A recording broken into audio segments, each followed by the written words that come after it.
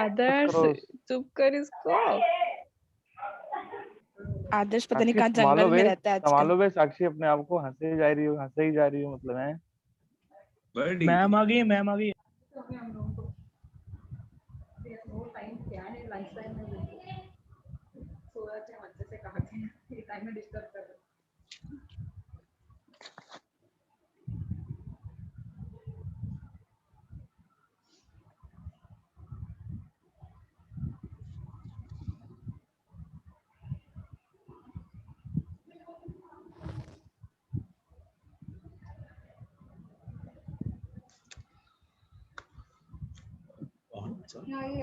Okay, sorry for that. Internet some problem over here. Okay, continuing. Can you hear me, all of you? Yes, sir. Yes, sir. Yes, sir. So we start off with the overall appraisal of the patient. Overall appraisal of the patient means the taking the proper case history, as you all know, and the first visit, the case history is taken. Oh, it's not going to the second one.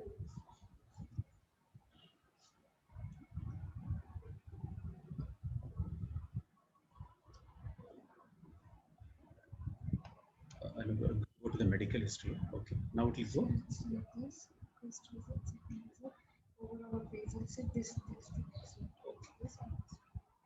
one. Yes. Go to medical history. Back.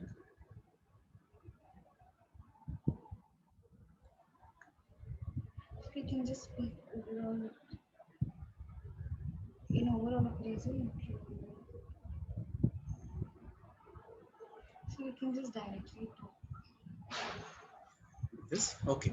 So the first visit, overall appraisal of the patient, a medical history, a dental history, current illness, the history of current illness.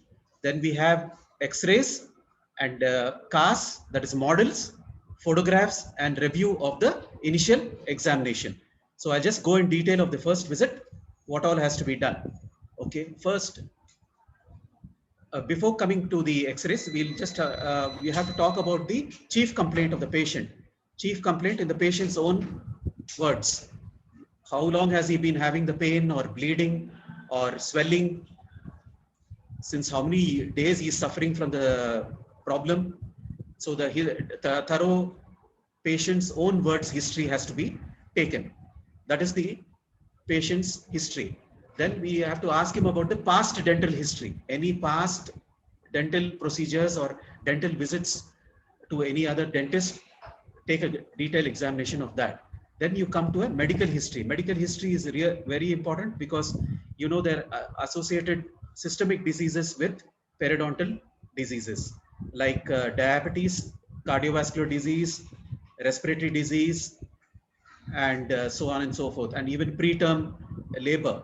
So there are a lot of systemic and periodontal disease interaction. Then coming to intraoral radiographs. So what you see in the picture on the right hand side is the OPG, and on the left hand side you have the IOPS. You're familiar with IOPS. We also take OPG. In the OPG, if you can see the two sinuses, the sinus, the condyle, the coronoid, the mandible, and the maxilla. And this patient, he's got a deep defect in the right lower premolar region. Can you see a hollowed out margin there in the right lower area? And he's got a couple of crowns. Yes, sir. Yeah, couple of crowns which are seen as white in the X-ray. So, yeah.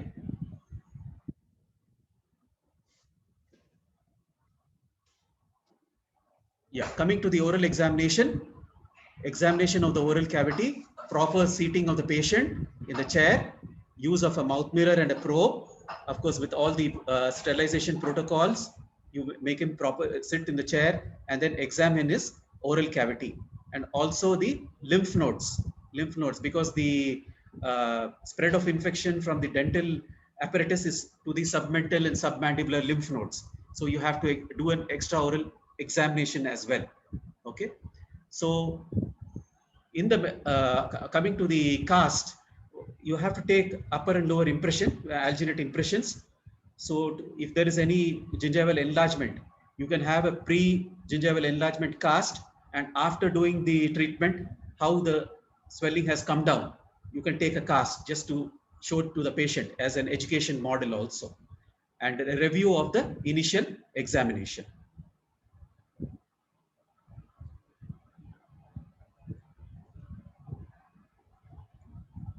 Sorry, I'm just having little trouble here, if you excuse me.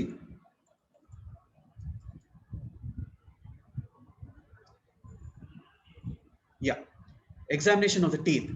Now we start off with wasting diseases of the teeth. What are all the wasting diseases? Excuse me, sir.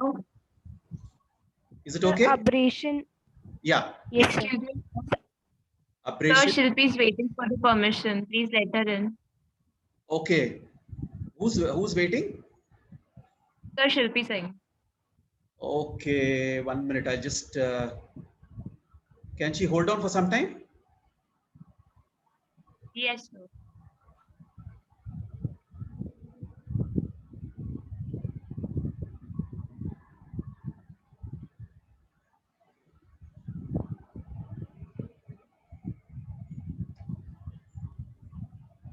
Yeah, okay. So wasting diseases are erosion, abrasion, attrition, and abfraction. Erosion, abrasion, attrition, and abfraction. These are all caused by excess brushing or excess taking in a carbonated food, or sometimes they have this gastroesophageal reflux. Patients have this frequent vomitings. So the acid comes into the mouth and that erodes the enamel. So, and abfraction is the action of the soft tissues on the teeth. The soft tissues, the lips and the tongue, hypermobility of that, they cause this wasting disease called abfraction.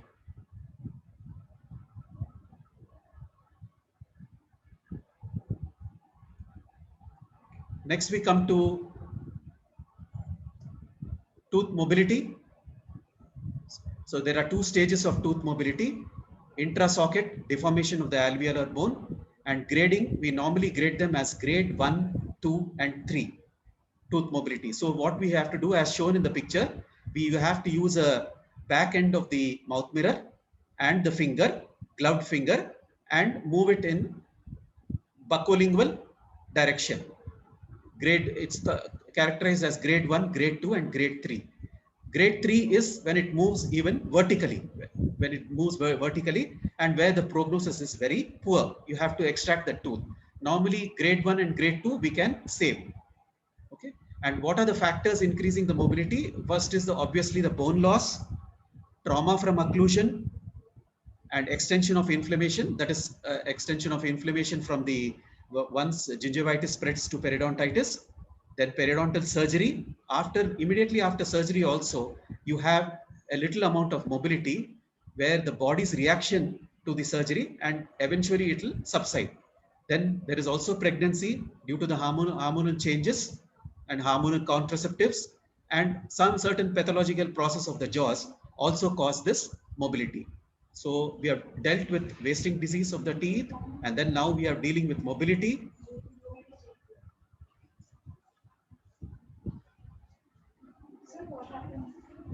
Can I go to stains? So you can just show. You have explained about stains? No, sir, it's just happened. Okay, this is the sequence. Yeah. Okay. Pathological migration of the teeth. This is another one short notes which may come for you. This is the pathological migration is when, if you see in the picture here, there is a lot of inflammation between the two central incisors, which has caused bone loss in that interradicular area. And as a result, both the central incisors have migrated apart. So this is called pathological migration.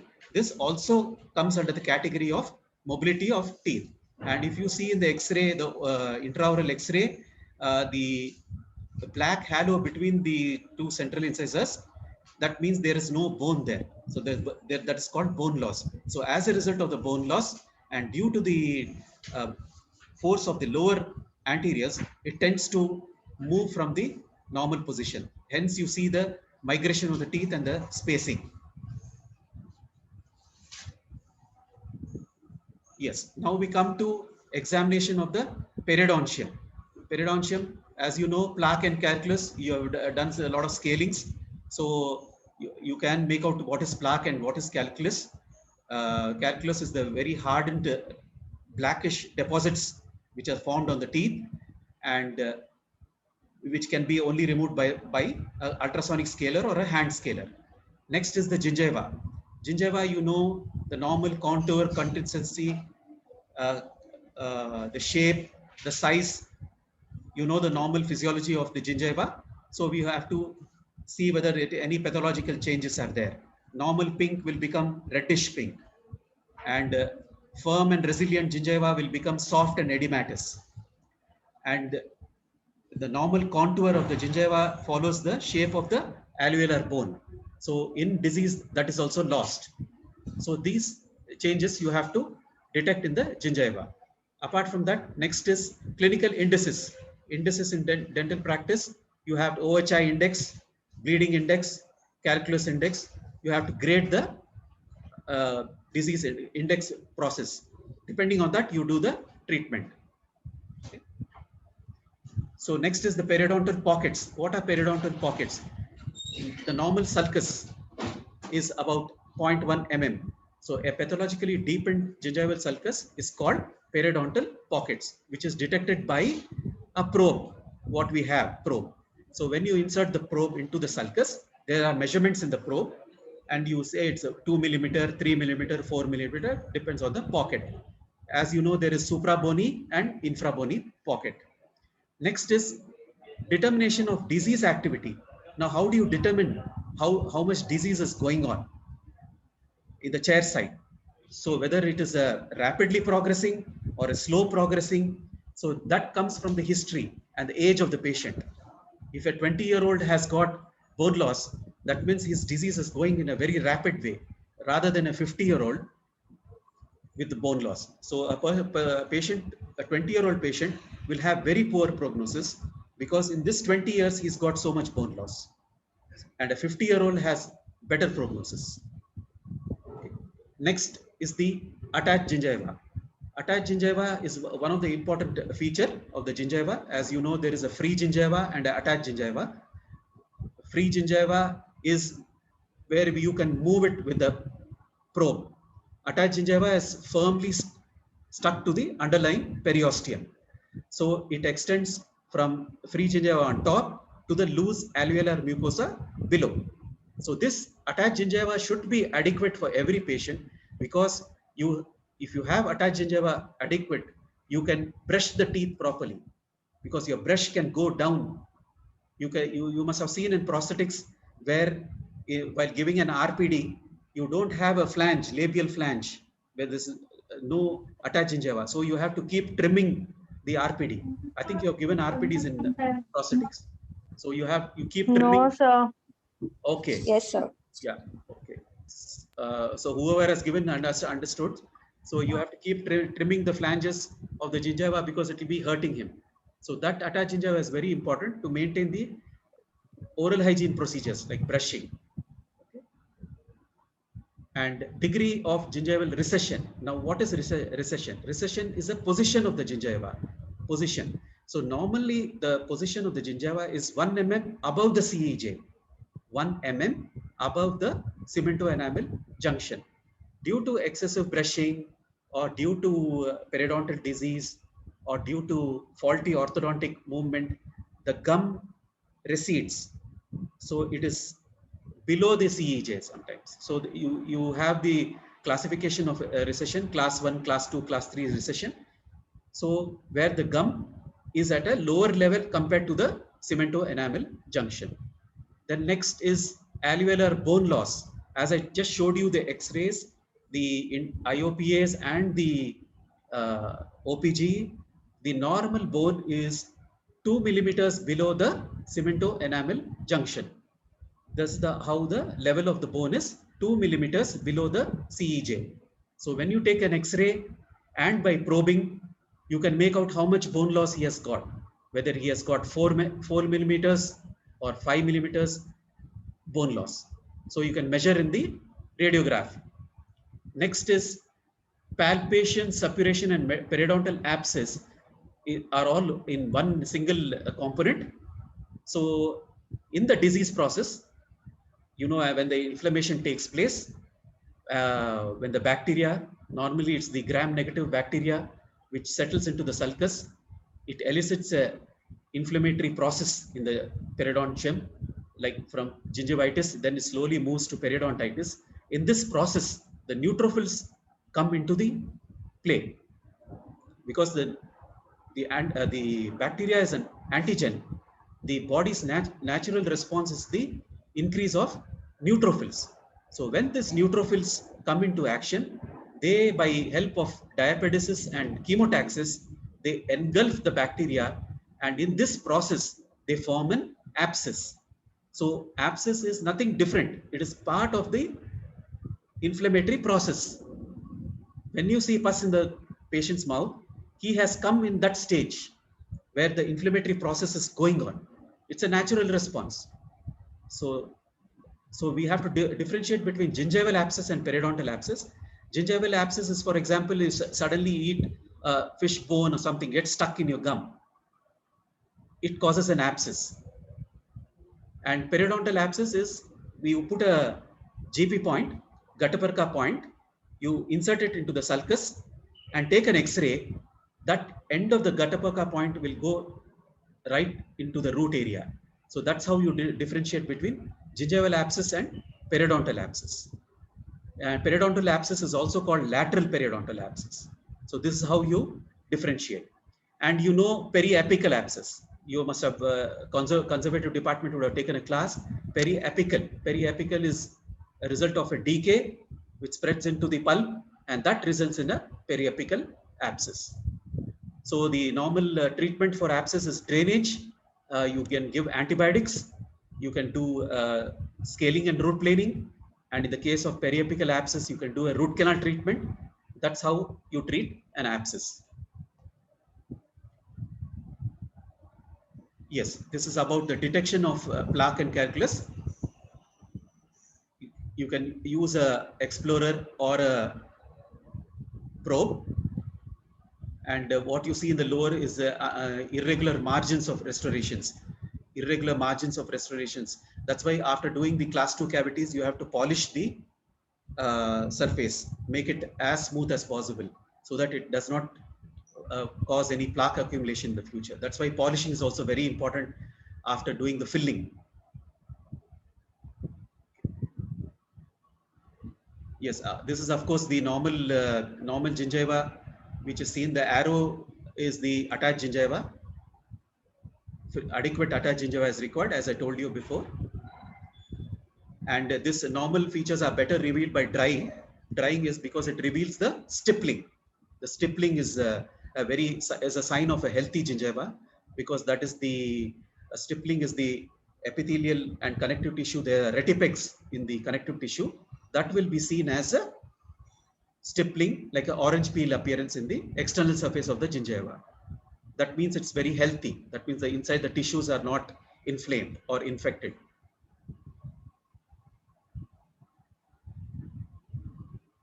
Okay, now coming to pockets.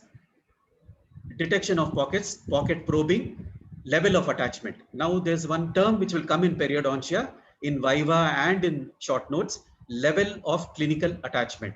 So what is the level of clinical attachment? It is the area where the cemento-enamel junction is taken as a reference point. So clinical attachment loss means the loss of attachment from the cemento-enamel junction apically.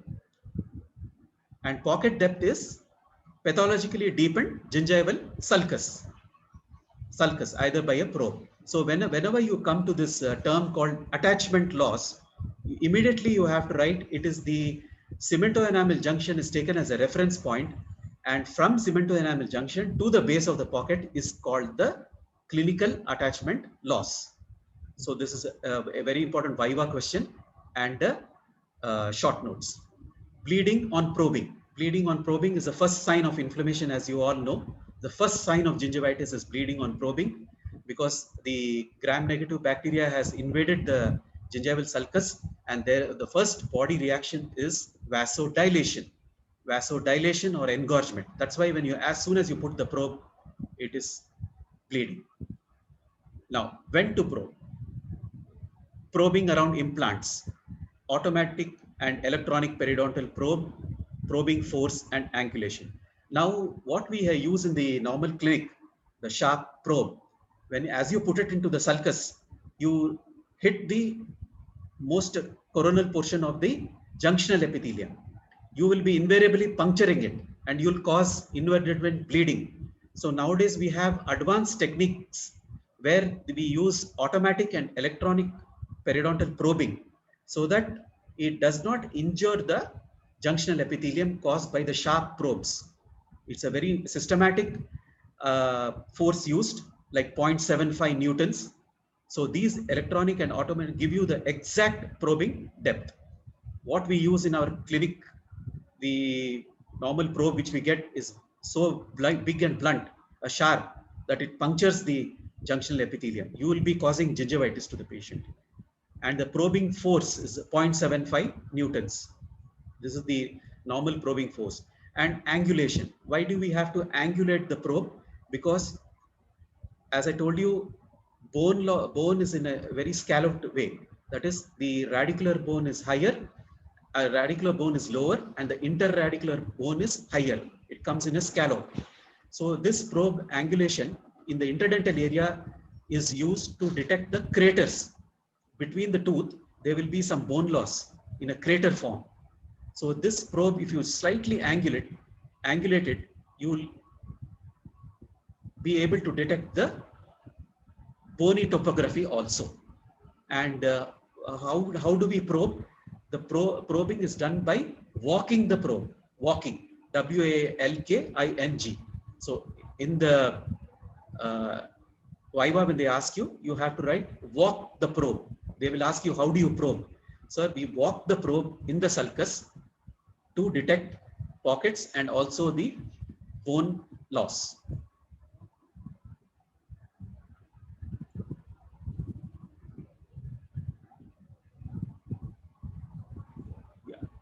Yeah, this is a few pictures to show the clinical attachment loss. In the first picture, you see the gum has receded. So the cemento-enamel junction is totally exposed. And of course, he has stains and abundant calculus and plaque also.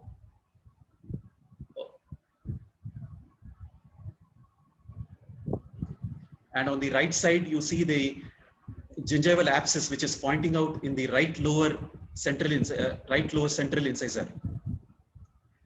And when you put a probe, it goes about minimum of 5 to 6 mm deep inside. Normal probing depth is about 1 mm. Now here there's another pocket formation between the maxillary central incisor, producing a bluish discoloration. Now, what do you make out of a bluish discoloration? Bluish discoloration is because of the vascular stasis, which occurs in the inflammatory process. Vascular stasis, vascular engorgement, and vascular dilatation. So that's how you see a bluish discoloration. And on the right side, also there is severe marginal inflammation. And also you can see subgingival calculus, which can be seen by blowing the air with a 3-way syringe and revealing the dark calculus inside. This is the IOPA. It is showing a Gattaparka point kept inside between the 2 molars. And this is the pathway of inflammation. And this tooth is being affected by a periodontal abscess. This is what I was telling you about the walking of the probe. Can you see in the lower diagram showing the multiple arrows? This is how you have to walk the probe so that you don't miss any bone defect. Can you see the arrows going into the bone defect? So that's how you angulate your probe. That's called walking of the probe.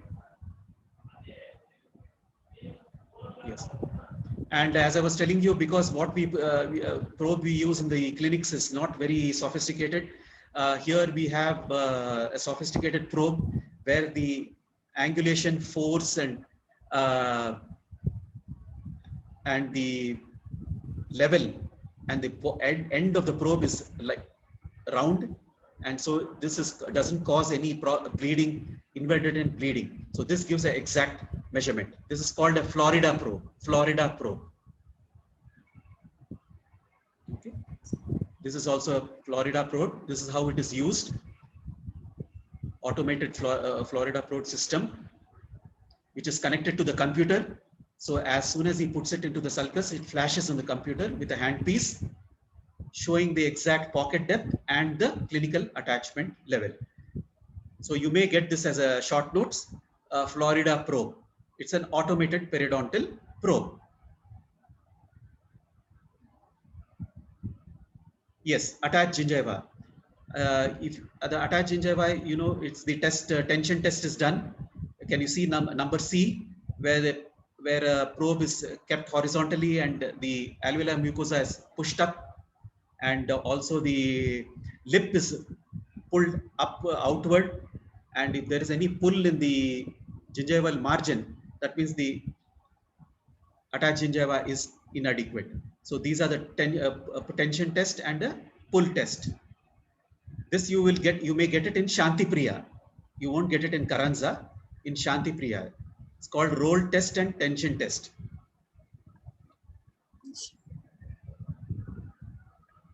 This is the suppuration I was telling you about. This is the purulent exudate. As soon as you press, not with a gloved finger, if you press, you'll see the exudate coming out of the pocket, digital pressure. Yes, the first thing is the periodontal abscess. This is how it looks clinically between the two central incisors, and this is also a lingual sinus pointing out. That's called a sinus pointing out. Sinus is pointing out. Can you see in number B? There is a small dot there. So, and also in number C, Yes, sir. a huge periodontal abscess in the lingual side of the premolars. So this is gingival abscess and periodontal abscess. Can you see the red, shiny, hemorrhagic gingiva? Yes, sir. Yes, sir. Yes, this is also one more clinical pictures. All these are patient pictures. In the molar, there is a huge periodontal abscess. And if you can see why it's periodontal abscess, because there's a cavity also there, but the cavity is not very deep. It's properly filled up. And so that's one of the reasons we diagnose this as a periodontal abscess. And you can see in the second picture, between lateral incisor and canine, there is a abscess pointing. So these are all gingival abscess. Again, a few pictures.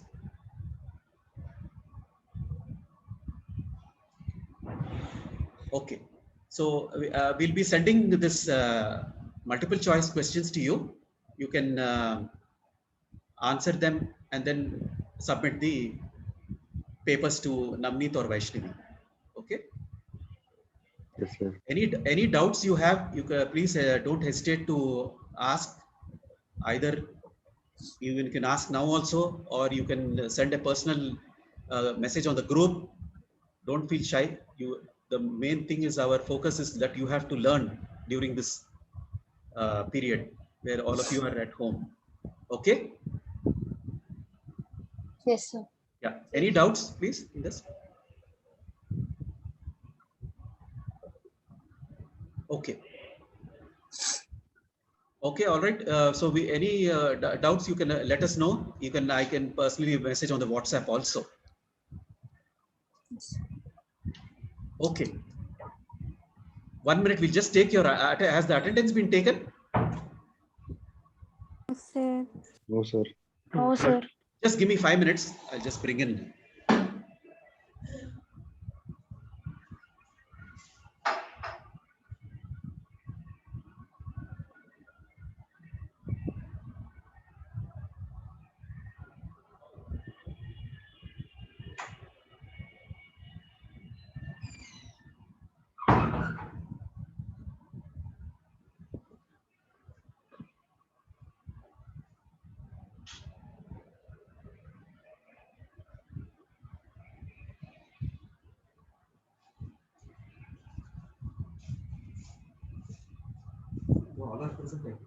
Yes, so 38 of them are there. I'll just take a picture of so एक और.